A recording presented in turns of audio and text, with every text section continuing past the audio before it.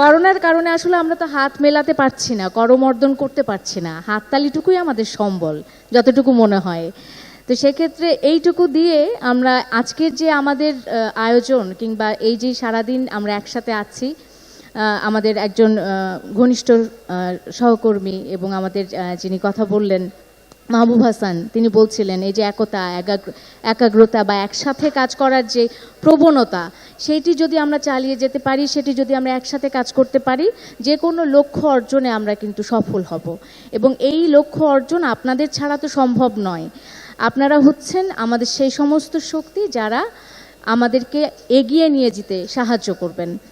এবং এতক্ষণ ধরে আপনারা আছেন, এই মহামারীর মধ্যে আপনারা সম্পূর্ণ স্বাস্থ্যবিধি মেনে আমাদের আজকের আয়োজনে অংশগ্রহণ করেছেন, এজন্য অসংখ্য ধন্যবাদ। চেষ্টা করবেন সবসময় সচেতন থাকার জন্য। স্বাস্থ্যবিধির যে নিয়মগুলো আছে সেই নিয়মগুলো আমরা বারবার গণমাধ্যমে দেখি, সেই নিয়মগুলো যেন আমরা মেনে চলতে পারি। এই করোনাকে আসলে ভয় নয়, করোনাকে আমাদেরকে জয় করতে হবে।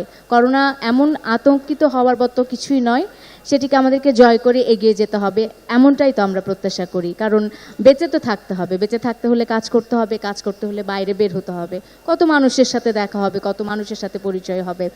আপনারা আর কিছুক্ষণ অপেক্ষা করব, তারপরে আমাদের ডিজে পরিবেশনা শুরু হবে। আসবেন পরিমণি, সেই ডিজে পরিবেশনা নিয়ে আপনারা নিশ্চয়ই উপভোগ করবেন। ভালো থাকবেন সবাই, সুস্থ থাকবেন।